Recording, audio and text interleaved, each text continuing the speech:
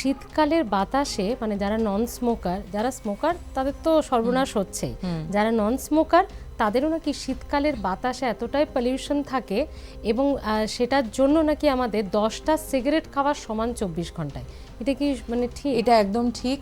শীতকালে যেটা হয় সেটাকে বলা হয় হচ্ছে উইন্টার ইনভার্সন অফ পলিউশন।